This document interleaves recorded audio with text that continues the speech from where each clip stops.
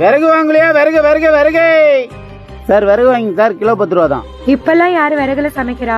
அதானே, என்ன இந்த காலத்துல போய் விறகுலாம் வித்துனுக்குறீங்க? அவன் வீட்டுக்கு 3 சிலிண்டர் 4 சிலிண்டர் வச்சு யூஸ் பண்ணுகிறான். இதை தூக்கி போட்டு வேற தொல்லை பாரியா. என்ன சார் பண்றது? எங்களுக்கு இந்த தொழில் விட்டா வேற தொழில் தெரியாது. எங்களுக்கு ஒரு காலம் வரும் சார்.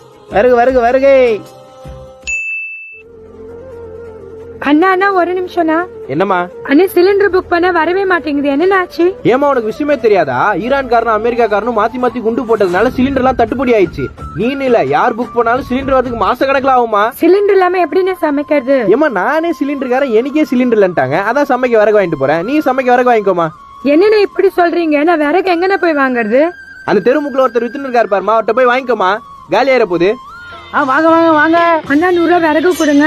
இந்த புடி. நோ, என்னண்ணா 2 விறகு கொடுக்குறேன். பின்ன எல்லாத்தையும் வாரியா கொடுப்பாங்க. கிலோ 1000 ரூபாய். 1000 ரூபாவா? ஆமா. இது என்னன்னா அநியாயமா இருக்கு. ஏமா இஷ்டம் தான் வாங்க, இங்க நின்று விவரத்து கிடைக்காத. கிளம்பு. 1000 வாங்குறியா இல்லையா? இந்தாங்கண்ணே. இந்த அப்படி இடத்த காலி பண்ணு. நிக்காத, கிளம்பு கிளம்பு. விறகு கொடுப்போம். காசு